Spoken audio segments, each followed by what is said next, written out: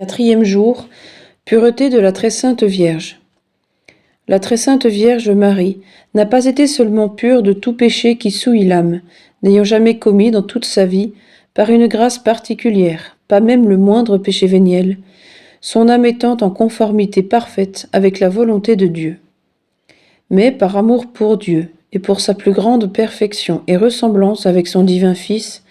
elle a toujours voulu s'abstenir, par le vœu de virginité, de tout ce qui, sans être péché, aurait pu ternir l'éclat de la pureté de son corps virginal. Marie fut amenée à faire ce vœu de virginité dès le premier usage de sa raison, dans la pleine liberté de son cœur, par une inspiration spéciale du ciel. Et alors que toutes les jeunes filles chez le peuple juif, comme d'ailleurs par toute la terre, se laissaient enrôler dans l'état du mariage et regardaient comme un opprobre et un sujet de mépris de n'être pas mariée et de n'avoir pas d'enfant. Marie, devançant le conseil de son divin Fils dans l'Évangile, résolut de rester toujours vierge d'esprit et de corps, au point qu'elle eût renoncé, disent les saints-pères, à la dignité de mère de Dieu, plutôt que de perdre l'avantage et le mérite de sa virginité. C'est ce que le récit de l'Évangile nous fait comprendre lorsqu'il nous dit que l'ange, ayant annoncé à Marie qu'elle était choisie pour devenir la mère du Sauveur des hommes, du Messie promis et attendu, Marie lui demanda comment cela se pourrait se faire, puisqu'elle avait fait le vœu de virginité qu'elle entendait bien garder jusqu'à sa mort. Et ce ne fut que sur l'assurance de l'ange, qui, lui ayant rappelé que toutes choses sont possibles à Dieu, lui garantit en même temps sa virginité, que la très sainte Vierge consentit à devenir la mère de Jésus en s'écriant « Voici la servante du Seigneur, qu'il me soit fait selon votre parole. » Grand exemple donné par Marie, d'une vertu qui demande des efforts et des sacrifices, et fait vivre de pauvres mortels comme les anges au ciel, qui les rend même supérieurs aux anges, dit saint Jean Chrysostome, parce qu'ils portent leur trésor dans un corps fragile. Exemple qui a été suivi depuis et qui l'est encore de nos jours, par tous ceux qui, par amour de Dieu et de la vertu, pour être plus libres de servir Dieu et le prochain, et non par un sentiment de lâche égoïsme, ou pour mener une vie facile et peut-être désordonnée, se décident à rester dans l'état de célibat. Jeanne d'Arc, préparée par sa piété, et sous le coup d'une inspiration spéciale de la grâce, fit elle aussi le vœu de virginité, et voici dans quelles circonstances. Elle avait à peine 12 ans, lorsque, pour la première fois, elle entendit une voix céleste, et se vit en face de l'archange Saint Michel. Elle l'entendit lui révéler les malheurs de la France, et la mission qu'elle devait remplir pour la délivrer.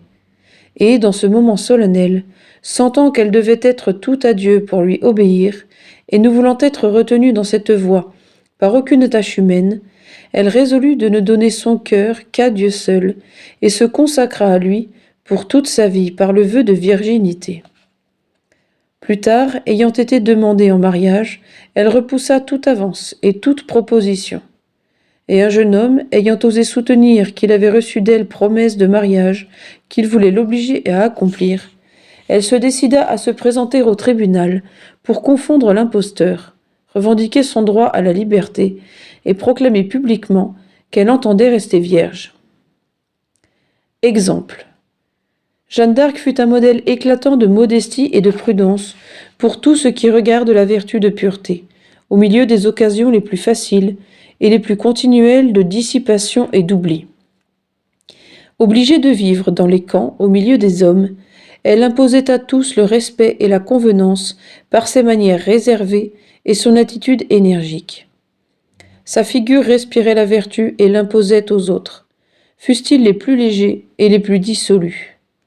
Elle chassait impitoyablement loin des camps et d'elle-même toutes les personnes de scandale.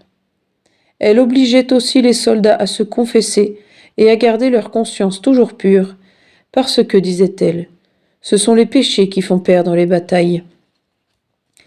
Une fois, en prison, un de ses geôliers ayant essayé de lui manquer de respect, elle décida de s'enfuir,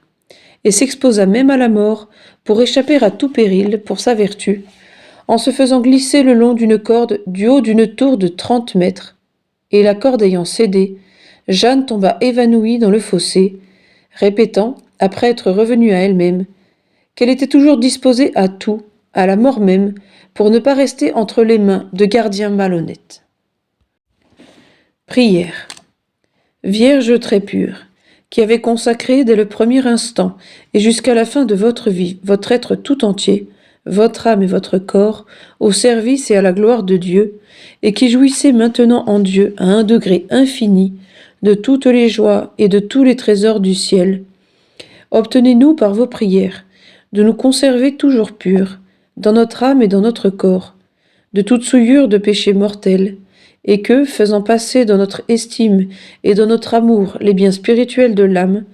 qui nous vaudront les joies éternelles avant les biens temporels et périssables, qui ne nous laisseront que le vide et le regret, nous fassions tous les sacrifices nécessaires et nous pratiquions tous les actes de vertu et de piété qui nous éloigneront de tout danger sérieux et nous mériterons dans l'éternité une plus grande gloire et un plus grand bonheur pour notre âme et pour notre corps. Bienheureuse Jeanne d'Arc, inspirez-nous votre prudence et votre courage,